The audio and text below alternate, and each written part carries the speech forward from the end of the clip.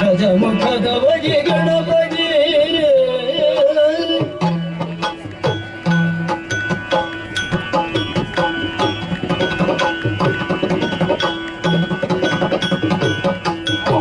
ಕರದಲ್ಲಿ ಪರಶುಭ ಶಾಂಕುಶಧಾರಿಗೆ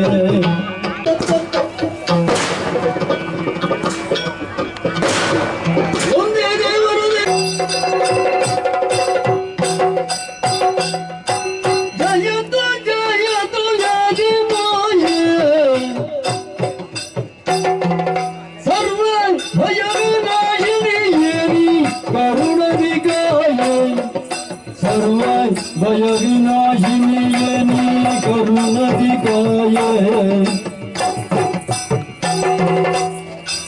दया सागर ये भक्ति दया सागर ये भक्ति होते तो ये मनु मोरे गणे वादी मुदारी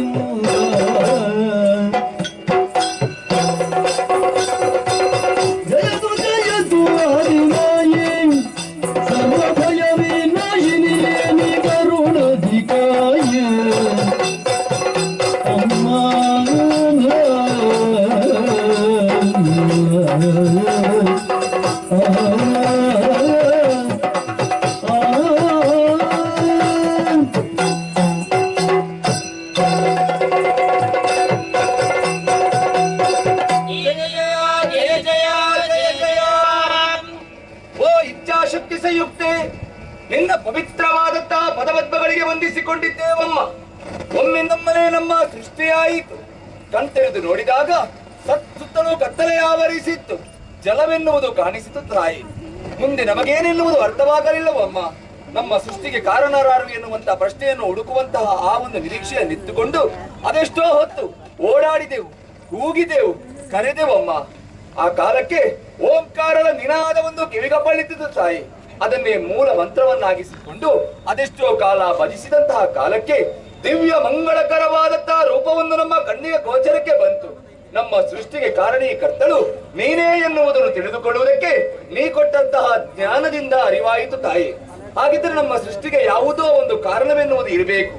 ಮಾತೆ, ನಮ್ಮನ್ನು ಸೃಜಿಸುವರೇ ಕಾರಣವೇನು, ನಾವು ಮಾಡಬೇಕಾದಂತಹ ಕಾಯಕವೇನು, ಸಕಲವನ್ನು ತಿಳಿಸುವುದರ ಮೂಲಕವಾಗಿ ಉದ್ಧರಿಸಬೇಕು ತಾಯಿ. ಮಕ್ಕಳೇ,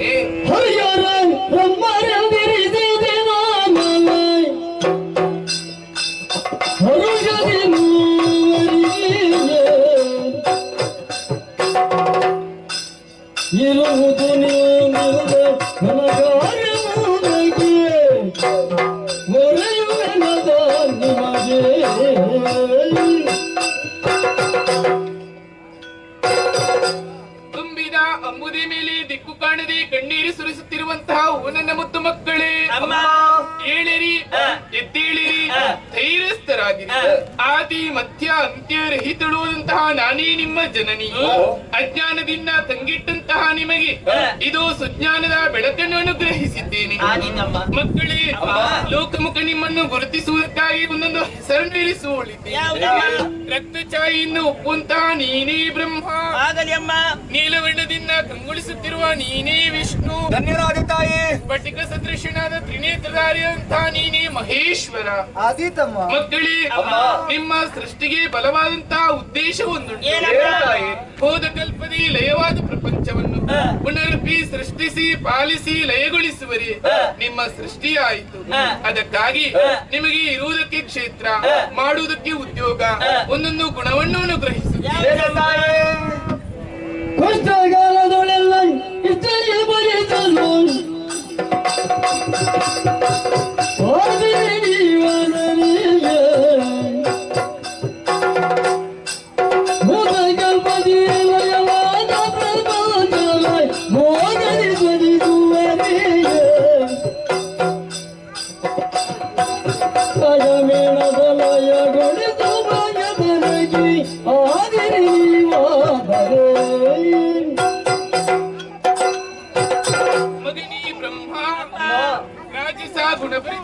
ಲೋಕದಂತಹ ನೀನು ಸತ್ಯಲೋಕದಲ್ಲಿ ಇದ್ದುಕೊಂಡು ಸೃಷ್ಟಿಯ ಕಾರ್ಯವನ್ನು ಮಾಡುತ್ತಿರು. ಮಗನಿ ವಿಷ್ಣು, ಸಾತ್ವಿಕ ಗುಣಭರಿತನಾದಂತಹ ನೀನು ವೈಕುಂಠ ಲೋಕದಲ್ಲಿ ಇದ್ದುಕೊಂಡು ಪಾಲನಾ ಕಾರ್ಯವನ್ನು ತೊಡಗು. ಮಗನಿ ಮಗನಿ ಮಹೇಶ್ವರ, ತಾಮಸ ಗುಣಭರಿತನಾದಂತಹ ನೀನು ಕೈಲಾಸ ಲೋಕದಲ್ಲಿ ಇದ್ದುಕೊಂಡು ಲಯದ ಕಾರ್ಯವನ್ನು ಮಾಡುತ್ತಿರು. ಕಂದ ಮಕ್ಕಳೇ, ನಾನು ಕೊಟ್ಟಂತಹ ಕಾರ್ಯವನ್ನು ನಿಷ್ಠೆಯಿಂದ ಭಕ್ತಿಯಿಂದ ಶ್ರದ್ಧೆಯಿಂದ ಮಾಡಿಕೊಂಡು ಬಂದಲ್ಲಿ ನಿಮಗೆಲ್ಲರಿಗೂ ಶುಭದಾಯಕಳಾಗಿರುತ್ತೇನೆ. ಮುಂದೆ ಕಷ್ಟ ಬಂತು ಅಂತಾದ್ರೆ ಏನು ಮಾಡಲಿ ತಾಯಿ? ಕಷ್ಟ ಕಾಲದೊಳೆಲ್ಲ ನಿಷ್ಠೆಯ ಬಯಸಲು ಕೊಟ್ಟು ಸರ್ವರು ಜನವ ಇಷ್ಟಾದಿ ಬರೆ ಮೇಲೆ ನವಯೋಗಿದ್ದಳು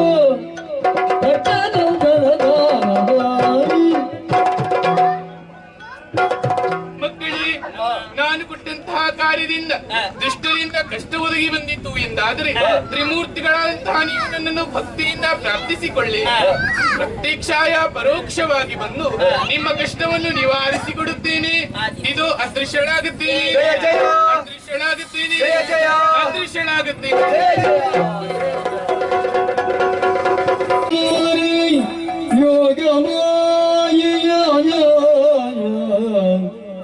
ನರಸಿಂಹಟ ಪತ್ರದಲ್ಲಿ ತಾವರಗಿರೋ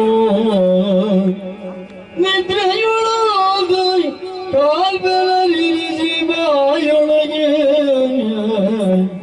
ಬರುತ್ತಿರಲು ಹರೇ ಯೋಗ ಮಾಯೆಯ ವೆರಸಿ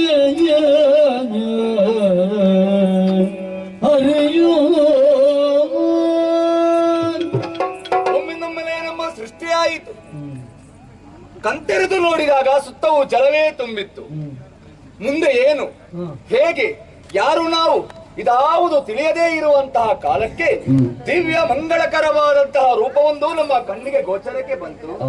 ನಮ್ಮ ಸೃಷ್ಟಿಗೆ ಕಾರಣೀಕರ್ತಳು ಅವಳೇ ಎನ್ನುವುದನ್ನು ತಿಳಿದುಕೊಳ್ಳುವುದಕ್ಕೆ ಅವಳಿದ್ದಂತಹ ಜ್ಞಾನದ ಮೂಲಕವಾಗಿ ನಮಗೆ ಸಾಧ್ಯವಾಯಿತು. ಅದೆಷ್ಟು ಅನುಗ್ರಹವನ್ನು ನಮಗೆ ಮಾಡಿದ್ದಾಳೆ. ನಾವು ಇರುವುದಕ್ಕೆ ಕ್ಷೇತ್ರ, ಕರೆಯುವುದಕ್ಕೆ ಒಂದೊಂದು ಹೆಸರು, ಮಾಡುವುದಕ್ಕೆ ಉದ್ಯೋಗ, ನಮಗೊಂದೊಂದು ಗುಣವನ್ನು ಇರುವುದರ ಮೂಲಕವಾಗಿ ಅದೃಶ್ಯಳಾದವಳು ಮಾತೆ. ಅವಳು ಕೊಟ್ಟಂತಹ ಆ ಯಾವ ನಿಯಮ ಉಂಟು ಅದಕ್ಕನುಸಾರವಾಗಿ ನಮ್ಮನ್ನು ನಾವು ತೊಡಗಿಸಿಕೊಳ್ಳಬೇಕಾಗಿತ್ತು. ಆ ಹೊತ್ತಿಗೆ ರಾಜಸಗುಣೋಪೇತನಾದಂತಹ ಬ್ರಹ್ಮನಲ್ಲಿ ಒಂದು ಮನಸ್ಸಿನಲ್ಲಿ ಹುಟ್ಟಿದಂತಹ ಭಾವ, ನಾನೇ ಅಧಿಕನಾದವ, ನನ್ನನ್ನು ಮೀರಿಸುವವರು ಈ ಪ್ರಪಂಚದಲ್ಲಿ ಯಾರೂ ಇಲ್ಲ. ಈ ರೀತಿಯಾದಂತಹ ಬ್ರಹ್ಮನ ಮನಸ್ಸಿನಲ್ಲಿ ಆ ಒಂದು ಆಸೆ, ಆ ಒಂದು ವಿಶೇಷವಾದಂತಹ ಗುಣವೊಂದು ಆವರಿಸಿದ ಕಾಲಕ್ಕೆ ಅದನ್ನು ಇಳಿಸುವುದಕ್ಕಾಗಿ ಅದೆಷ್ಟೋ ವಾದಗಳೇ ನಡೆದು ಹೋಯಿತು. ನನ್ನ ಮತ್ತು ಅವನ ಮಧ್ಯದಲ್ಲಿಯೋ ಅಥವಾ ಹರಣ ಮಧ್ಯದಲ್ಲಿಯೋ ನಡೆದಂತಹ ವಾದದಲ್ಲಿ ನನ್ನ ಮಾತಿನಿಂದ ಸಮ್ಮತಿಯನ್ನು ಸೂಚಿಸಿರುವಂತಹ ಆ ಹರನು ನನ್ನ ಉದರವನ್ನು ಪ್ರವೇಶ ಮಾಡಿದ, ನನ್ನ ಐಕ್ಯನಾಗಿ ಹೋದ. ಇದರಿಂದ ಕುಪಿತಗೊಂಡಂತಹ ಬ್ರಹ್ಮ ನಾನೇ ಅಧಿಕ ಎನ್ನುವಂತೆ ವಾದಿಸಿದಾಗ ವಾದದಿ ಫಲವಿಲ್ಲ, ಶೋಧನೆಯ ಮೂಲಕವಾಗಿ ಯಾರು ಎಷ್ಟು ಎನ್ನುವುದನ್ನು ತಿಳಿದುಕೊಳ್ಳುವುದಕ್ಕೆ ಸಾಧ್ಯ ಉಂಟು ಎನ್ನುವಂತಹ ಕಾರಣದಿಂದಲಾಗಿ ನನ್ನ ಉದರವನ್ನು ಪ್ರವೇಶ ಮಾಡಿದ್ದಾನೆ. ಆದರೆ ಹೊರಬರುವುದು ಹೇಗೆ? ನಾನು ಮೊದಲಾಗಿ ಅವನ ಉದರವನ್ನು ಪ್ರವೇಶ ಮಾಡುವಾಗ ಅವನಲ್ಲಿದ್ದಂತಹ 8 ದ್ವಾರಗಳನ್ನು ಬಂಧಿಸಿ ಕುಳಿತಿದ್ದ. ಅವನಿಗೆ ಅದು ಮಾತ್ರ ಸಾಧ್ಯ. 9 ದ್ವಾರಗಳನ್ನು ಬಂಧಿಸಿ ಕುಳಿತುಕೊಳ್ಳುವಂತಹ ಸಾಮರ್ಥ್ಯ ಬ್ರಹ್ಮನಿಗೆ ಇಲ್ಲ. ಅದು ಅಸಾಧ್ಯವಾದಂತಹ ಕಾಯಕ. ಆದರೆ ನಾನು 9 ದ್ವಾರಗಳನ್ನು ಬಂಧಿಸಿದ್ದೇನೆ. ಹೊರಬರುವುದಕ್ಕೆ ತಿಳಿಯದೇ ಇದ್ದಂತಹ ಬ್ರಹ್ಮ ಮುಂದೇನು ಎನ್ನುವಂತಹ ಚಿಂತೆಯಲ್ಲಿ ಇದ್ದಾನೆ. ಅವನಿಗೆ ಅನುಗ್ರಹವನ್ನು ಮಹಾಮಾತೆ ಮಾಡಬಹುದು. ಆದರೆ ಬ್ರಹ್ಮ ಮತ್ತು ಮಹೇಶ್ವರ ಈರುವರು ನನ್ನ ಉದರದಲ್ಲಿ ಇದ್ದಾರೆ. ಏನೋ ದೇಹಕ್ಕೆ ಒಂದು ರೀತಿಯಾದಂತಹ ಆಯಾಸ, ಜಡತ್ವವೆನ್ನುವುದು ಆವರಿಸಿದೆ. ನಿದ್ರೆ ಎಳಿತಾ ಉಂಟು, ನಿದ್ರೆ ಮಾಡಬೇಕು ಅಂತ ಆಗ್ತಾ ಉಂಟು. ಕಾಣುತ್ತಾ ಇರುವುದು ಸುತ್ತಲೂ ನೀರೇ ಅಲ್ವಾ, ಎಲ್ಲಿ ಮಲಗೋಣ ಹೀಗೆ ಯೋಚನೆ ಮಾಡುವಾಗ ವಟಪತ್ರ ಒಂದು ತೇಲಿ ಬರುತ್ತಾ ಉಂಟು. ಆ ವಟಪತ್ರದಲ್ಲಿ ಬಾಲಮುಕುಂದನಾಗಿ ಕಾಲ ಬೆರಳನ್ನು ಬಾಯೊಳಗಿರಿಸಿ ನಿದ್ರೆಯಲ್ಲಿ ನನ್ನನ್ನು ನಾನು ತೊಡಗಿಸಿಕೊಳ್ಳುತ್ತೇನೆ. ಬರುತ್ತಲ ಕಮಲದ ಸರದಿಗದ ಮೇಲೆ ತಾನಿರದೆ ಪದ್ಮಾಸನವ ಬರದಿಂದ ಬಲಿದು ಕುಳ್ಳಿರುತ್ತ ನಾಡಿಸಿ ನೋಡಿ ಮೆರೆದ ನಾಲ್ಮೊಗದಿಂದ ಇರದ ಮೇಲಗೆ ನೋಡನೋ ವರ ಪಂಚವದನ ದೇವ ಪರಿಶೋಭಿಸುತ್ತಲವೈ ಹರಿಯ ಪದಯುಗಗಳು ಸ್ಮರಿಸೆ ಭಕ್ತಿಯೊಳು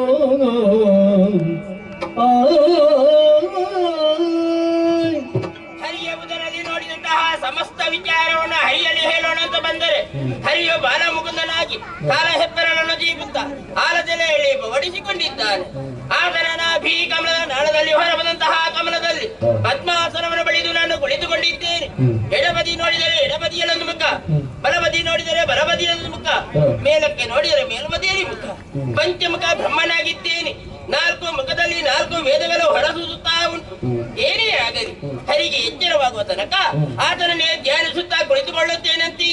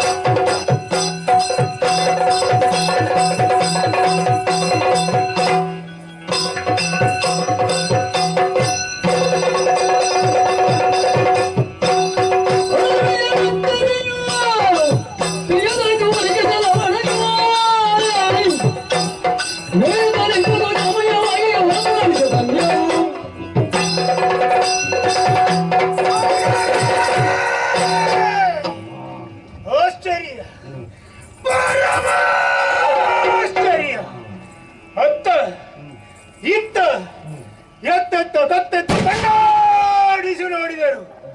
ಕತ್ತಲೆಯ ಮೊತ್ತ ತುಂಬಿರುವ ಜಲರಾಶಿ. ಈ ತನ್ಮಧ್ಯೆ ನನ್ನೋರ್ವನ ಹುಟ್ಟು ಯಾರಿಂದ ಆಯಿತು, ಹೇಗಾಯಿತು? ಅಪ್ಪ, ಅಮ್ಮ ಇಲ್ಲ, ಇಲ್ಲ. ಹುಟ್ಟಿನ ಗುಟ್ಟನ್ನು ತಿಳಿಯಬೇಕು ಎನ್ನುವಂತಹ ಕುತೂಹಲ ಅಧಿಕವಾಗುತ್ತಾ ಉಂಟು. ಯಾರಾದರೂ ಕಾಣೋಣವೇ? ಇಲ್ಲಿ ಯಾರು ಕಾಣಿಸುತ್ತಾ ಇಲ್ಲ. ಹಾಗೆ ಸುಮ್ಮನಿರುವುದಲ್ಲ, ಕಾಣುತ್ತಿರುವಂತಹ ಶರಧಿಯನ್ನು ಶೋಧಿಸುತ್ತಾ ಮುಂದುವರಿತೇನೆ. ನೋಡೋಣ.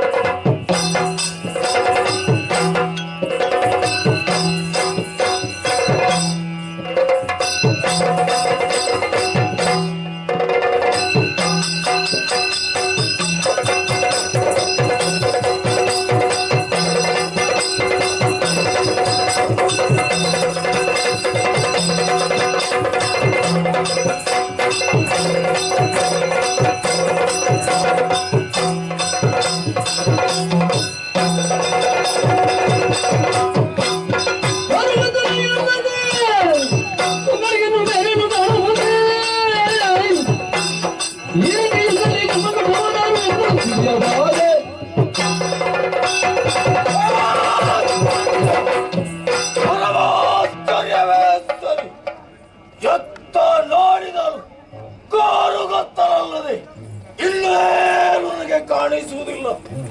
ಈ ಜಲರಾಶಿಯ ಮಧ್ಯದಲ್ಲಿ ನಾನಾರುವರೆ ಅಲ್ಲ, ಎಲ್ಲಿಂದ ಬಂದೆ, ಯಾಕೆ ಬಂದೆ ಒಂದೂ ಅರ್ಥವಾಗುವುದಿಲ್ಲ. ಏನಿದ್ದರೂ ಶೋಧಿಸುತ್ತಾ ಮುಂದುವರಿಯುತ್ತೇನೆ.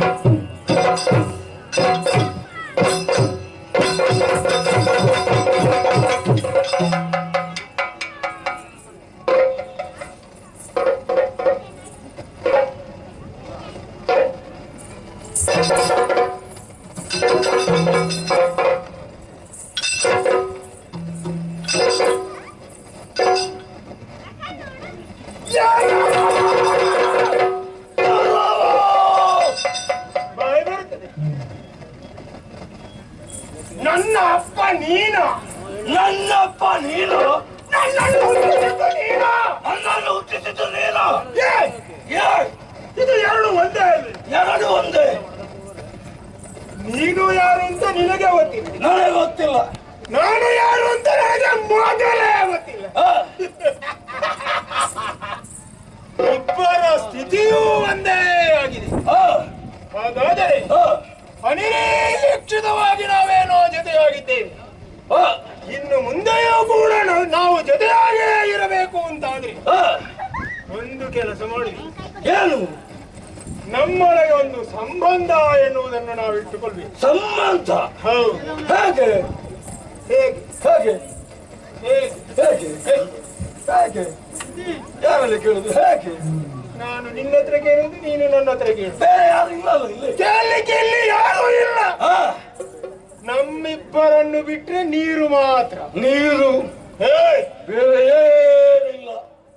ಬಹಳಷ್ಟು ದೂರದಿಂದ ನೀನು ಬರುವ ಬರೋಣವನ್ನು ಕಂಡೆ. ನಡೆದು ಬಂದಂತಹ ಗಾಂಭೀರ್ಯ, ನಿಂತಹ ಈ ನಿಲುವೆ, ಇವೆಲ್ಲವನ್ನು ಕಂಡಾಗ ನನಗೆ ಆಗಬಹುದು ಅಂತಾಯಿತು. ಏನಾಗಬಹುದು ಅಂತ? ನಿನ್ನಲ್ಲಿ ನನಗೆ ಹುಟ್ಟಿದ್ದು. ಏನು ಹುಟ್ಟಿದ್ದು? ಈ ಹುಟ್ಟಿದ್ದು ಏನು? ಒಳಗಿಂದ ಬಂದದ್ದು. ಒಳಗಿನಿಂದ? ನನಗೆ ಅರ್ಥ ಆಗಲಿಲ್ಲ. ಅಂತರಾಳದಿಂದ ಬಂದಂತಹ ಭಾವನೆ.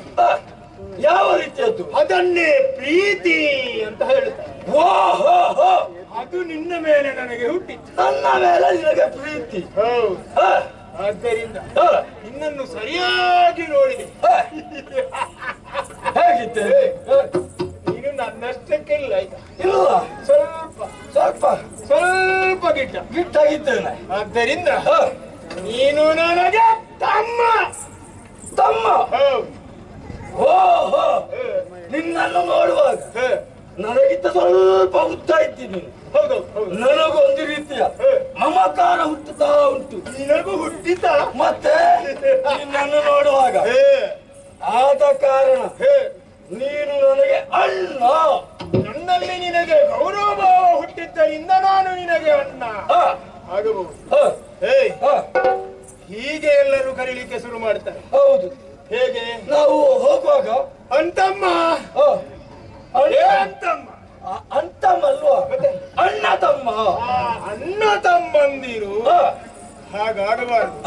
ಏ ಅಣ್ಣ ಅಲ್ಲಿ ಹೋದ, ಈ ತಮ್ಮ ಎಲ್ಲಿ ಹೋದ, ಎಲ್ಲಿಗೆ ಹೋದ, ಹಾಗಾಗಬಾರ್ದು. ನಮಗೆ ನಾವು ಮಾತ್ರ ಸಂಬಂಧಿಕರು, ಹೊರಗಿನವರು ನಮಗೊಂದು ಹೆಸರು ಅಂತ ಇಡಬೇಕು. ಹೌದು. ಪ್ರಪಂಚದಲ್ಲಿ ಇನ್ನೊಬ್ಬರು ನಮ್ಮನ್ನು ಗುರುತಿಸಬೇಕು ಅಂತಾದ್ರೆ ನಮ್ಮಿಬ್ಬರಿಗೂ ನಾಮಕರಣ ಎನ್ನುವುದು ಅವಶ್ಯಕ. ಹೌದು. ಆದ್ದರಿಂದ ಹೆಸರು ಹೇಗೆ ಇಡುವುದು ಅಂತ ನೋಡು. ಹೇಗೆ? ನೀನ್ ಇಡ್ತೀಯಲ್ಲ ನಾನು ಇಡ್ತೀನಿ. ನೀನು ದೊಡ್ಡವಲ್ವ, ಹೌದು. ನಿನ್ನೊಮ್ಮೆ ಶೋಧಿಸಿ ನಾನೊಂದು ಹೆಸರಿಡ್ತೇನೆ. ನೀನು ಇಡ್ತೀಯ? ಹೌದು. ಸರಿ, ಆದಿತ್ತ ನಿನ್ನೊಮ್ಮೆ ಮುಟ್ಟಿ ನೋಡ್ತೇನೆ. ಎಂತದ್ದು? ಎಲ್ಲಿ ಹೇಗೆ ಮುಟ್ಟಬೇಕಂತ ಗೊತ್ತಿಲ್ಲ ನಿನಗೆ.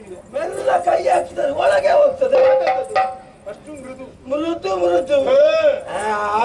ನೀನು ಕಾಣುವುದಕ್ಕೆ ಮಾತ್ರ ಸ್ವಭಾವ ದಪ್ಪಗಿರುವುದು. ನಿನ್ನನ್ನು ಕಾಣುವಾಗ ನನ್ನ ಮನಸ್ಸಿನಲ್ಲಿ ಒಂದು ಹೆಸರು ಹಾಗೇ ಮೂಡ್ತಾ ಉಂಟು. ಹೌದಾ? ಹೇಗೆ? ನಿನ್ನ ಶರೀರಕ್ಕೆ, ನಿನ್ನ ಶರೀರ ಪ್ರಕೃತಿಗೆ ಅನುಗುಣವಾದಂತಹ ಹೆಸರು ಒಪ್ಪುವಂತದೇ ಹೆಸರಾಗುತ್ತೆ. ಹೌದು.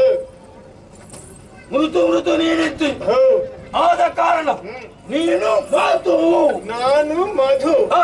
ಹಾಗಾದ್ರೆ ನಿನಗೂ ಒಂದು ನಾಮಕರಣ ಬೇಕು. ಅಲ್ವೇ? ಹೌದು. ಹಾಗೆ ನಿಲ್ಲು.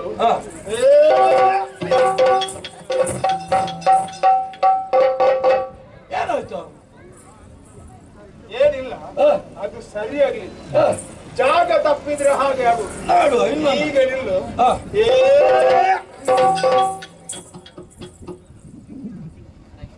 ತಾಗಿತ್ತ ನಿನಗೆ? ಮತ್ತೆ ನೋಡು, ಆ ಕಡೆ ಈ ಕಡೆ ಎರಡು ಕೊಟ್ಟೆ, ಅದು ಎರಡೂ ಸರಿ ಪ್ರಯೋಜನಕ್ಕೆ ಬರಲಿ.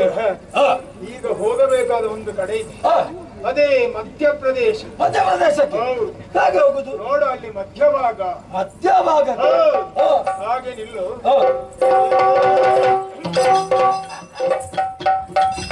ಎರಡು ಹೋಯ್ತಲ್ಲ. ನೀನು ಮಧ್ಯಪ್ರದೇಶಕ್ಕೆ ಹೋಗಿ ಪ್ರದೇಶ. ಏ ತಮ್ಮ, ಎಂತದ್ದು ಇದು? ಎಂತದ್ದು? ಇದು ದೇಹವೂ ಅಲ್ಲ, ಬೇರೆ ಏನಾಗಿದೆ? ಗಟ್ಟಿ ಕಾಠಿಣ್ಯ, ಕಠಿಣ. ಇಂತಹ ಕಾಠಿಣ್ಯವಾದಂತಹ ದೇಹವನ್ನು ನಾನು ಕಂಡದ್ದಿಲ್ಲ, ಸ್ಪರ್ಶಿಸಿದ್ದಿಲ್ಲ, ಇದೇ ಮೊದಲು. ಹಾಗಾದರೆ ನಿನಗೆ ಹೆಸರು ಹೇಗಾದೀತು ಅಂತ ಯೋಚಿಸಿದ್ರೆ ಹೇಗೆ? ಗಟ್ಟಿಯಾಗಿದ್ದಂತಹ ಆದ್ದರಿಂದ ನಿನಗೆ ಕೈಟಭ, ಕೈಟಭ, ಮಧು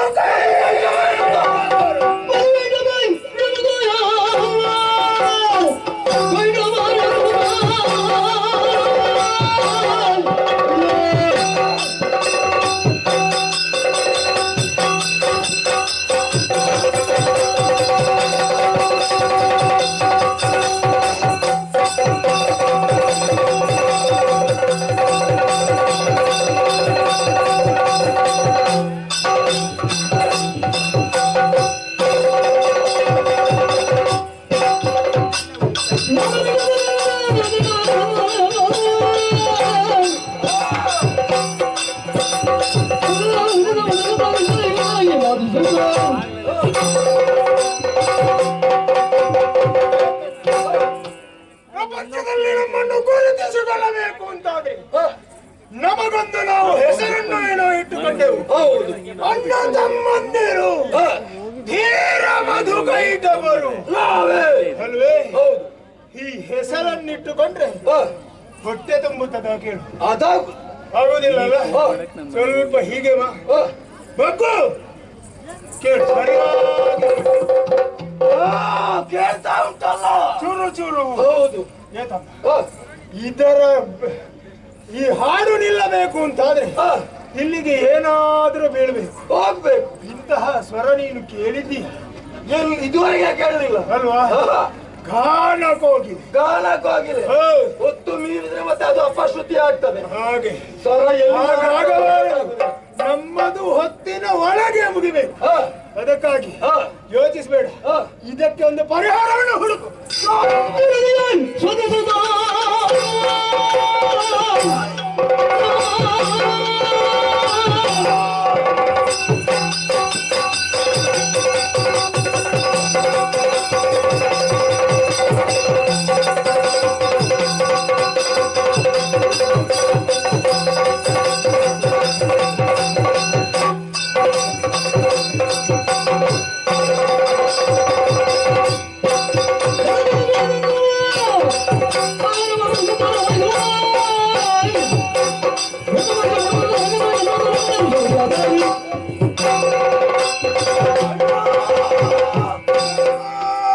ಎಲ್ಲಿ ನೋಡಿದ್ರು ಬೇರೆ ಇಲ್ಲ, ನೀವೇ ಕಾಣ್ತಾ ಉಂಟು. ಆದರೆ ನನಗೂ ಒಂದು ರೀತಿಯಲ್ಲಿ ಇವನದ್ದು ಹೊಸದು.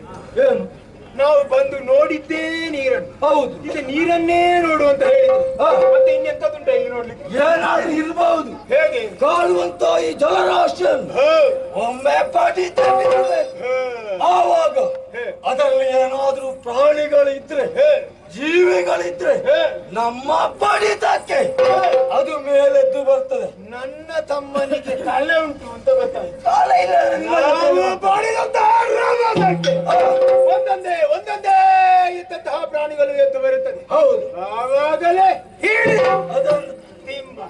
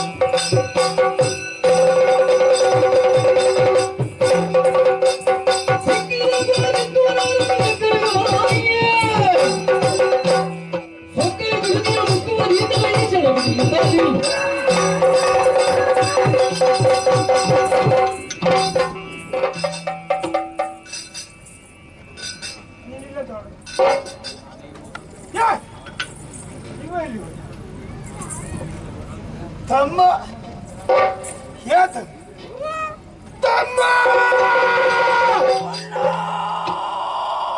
ನೀನೆಲ್ಲಿರುವೆ? ನಾನಿಲ್ಲಿರುವೆ. ಬಾ ಬಾ ಬಾ ಬಾ ಬಾ ಬಾಬಾ ಬಾಬಾ, ಇಲ್ಲಿ ಬಾರು. ಎಲ್ಲಿಗ? ತಮ್ಮ ಆ, ಇಬ್ಬರು ನಾವು ಜೊತೆಯಲ್ಲೇ ಹೊರಟು. ಹೌದು. ನೀನೊಂದು ಪದವನ್ನು ಆ, ನಾನಿನ್ನೊಂದು ಪದವನ್ನು ಅನುಸರಿಸಿದವರು. ಹೌದು. ಹೇಗೆ ಆ, ಈ ಸಲದ ತಿರುಗಾಟದಲ್ಲಿ ಏನಾದರೂ ಪ್ರಯೋಜನ ಆಯಿತಾ? ಹೇಗೆ? ಏನು ಪ್ರಯೋಜನ ಇಲ್ಲ. ಏನೂ ಪ್ರಯೋಜನ ಎಲ್ಲಿಂದ? ಏನೂ ಆಗ್ಲಿಲ್ಲ. ಇಷ್ಟು ಸಮಯ ಆಯ್ತು, ಯಾವ ಪ್ರಯೋಜನ ಇಲ್ಲ. ನೀನು ಬರೇ ದಂಡ ಅಣ್ಣ, ಪ್ರಜೋಜಕ. ಅಣ್ಣ, ನನಗೇನು ಪ್ರಯೋಜನ ಆಗಲಿಲ್ಲ. ಹೇ, ನಿನಗೇನಾದ್ರೂ ಆಯ್ತು? ನಾನೆಂತ ಮಗ, ನಾನೆಂತ ಮಗ. ಯಾರಿಗೆ ಗೊತ್ತು? ನಾ ಬಿಟ್ಟೇನ, ನಾ ಬಿಟ್ಟೇನ ಅಂತ. ಬಿಡ್ಲಿಕ್ಕಿಲ್ಲ. ಇಲ್ಲ, ನಿನ್ನ ಹಾಗೆ ನಾನೂ ಕೂಡ ಹರುಷದಲ್ಲಿ ಹೊರಟೆ. ಈ ಸಲ ಏನನ್ನಾದರೂ ಸಾಧಿಸಲೇಬೇಕು ಎನ್ನುವಂತಹ ಒಂದೇ ಒಂದು ಛಲವನ್ನು ಹೊತ್ತು ಹೊರಟೆ. ಪರಿಣಾಮ ಸಿಕ್ಕಿತು. ಏನು? ಕಂಡೆ. ಯಾವ ಕಂಡೆ? ಕಮಲವ ಕಂಡೆ. ಎಲ್ಲಿ ಕಂಡೆ? ಏ ತಮ್ಮ, ನೀರಿನ ಮಧ್ಯದಲ್ಲಿ ಒಂದು ಕಮಲವನ್ನು ಕಂಡೆ. ಒಂದು ಕಮಲ. ಅರಳಿದ ತಾವರೆ. ಅರಳಿದ ಅಷ್ಟು ಮಾತ್ರ ಅಲ್ಲ, ಮತ್ತೆ ತಾವರೆಯ ಮಧ್ಯದಲ್ಲಿ ಒಂದೇ ಒಂದು ಪ್ರಾಣಿ. ಒಂದಾಯ್ತದ? ಒಂದೇ ನಾ ಕಂಡೆ. ಹಾಗೆ ತಿನ್ನಬೇಕು ಅಂತ ಹೊರಟೆ. ಏನು ಮಾಡೋಣ ಹೇಳು? ಏನಾಯ್ತು? ನನ್ನ ಈ ಪ್ರೀತಿ ವಾತ್ಸಲ್ಯ ಎನ್ನುವುದುಂಟಲ್ವ, ಹೌದು, ಅದು ನನ್ನನ್ನು ತಿನ್ನಲಿಕ್ಕೆ ಬಿಡ್ಲಿಲ್ಲ. ತಿನ್ಲಿಕ್ಕೆ ಬಿಡ್ಲಿಲ್ಲ. ಎಲ್ಲಿಯವರೆಗೆ ನೀನು ಬಂತು ನಿನ್ನಲ್ಲಿ ಹೇಳಬೇಕು. ನಿನಗೇನಾದರೂ ಸಿಕ್ಕಿದ್ರೆ ಇದನ್ನು ನಾನೇ ಮುಗಿಸುವುದು ಅಂತ. ನನಗೆ ಯಾರು ಸಿಕ್ಲಿಕ್ಕೆ? ನಿನಗೇನು ಸಿಗಲೇ ಇಲ್ಲ ಅಂತ ಆದ್ರೆ ಇಬ್ಬರು ಹಂಚಿ ತಿನ್ನೋಣ ಎನ್ನುವ ಹಾಗೆ ಇಲ್ಲಿವರೆಗೆ ಬಲಿ ಸಾರಿದೆ. ಆದ್ದರಿಂದ ಹೇಳ್ತಾ ಇದ್ದೆ, ನಿನಗೆ ಬೇಕು, ನೋಡಬೇಕು, ನೋಡ್ಬೇಕು, ತಿನ್ನಬೇಕು ಅಂತ ಆದ್ರೆ ನೀನೊಂದು ಕೆಲಸ ಮಾಡಬೇಕು. ಏನು? ನನ್ನ ಬೆರಳ ತುದಿಯನ್ನು ಒಮ್ಮೆ ಸರಿಯಾಗಿ ನೋಡು. ಇದರಲ್ಲಿ ಏನುಂಟು? ಅದನ್ನ ಇದರಲ್ಲಿ ಉಗುರು ಕಾಣ್ತದೆ. ಉಗುರು ಇಲ್ವಾ? ನಿನ್ನಲ್ಲಿ ಉಗುರು ನೋಡ್ಲಿಕ್ಕೆ ಯಾರು ಹೇಳಿದ್ರು? ಅದರ ತುದಿ ನೋಡ್ಲಿಕ್ಕೆ. ಬೆರಳ ತುದಿಯಲ್ಲಿ ಉಗುರು ಬರದೆ ನಿನ್ನ ತಲೆಯಲ್ಲಿ ಬರ್ತದೆ. ಅದೇ ನಾನು ನೋಡಿದ್ದು. ಅದರಲ್ಲಿ ಬೇರೇನು ಆಗಲು ನನ್ನ ಬೆರಳ ತುದಿಯನ್ನೇ ಅನುಸರಿಸಿ ಮುಂದೆ ನೋಡು ಅಂತ. ಬಾ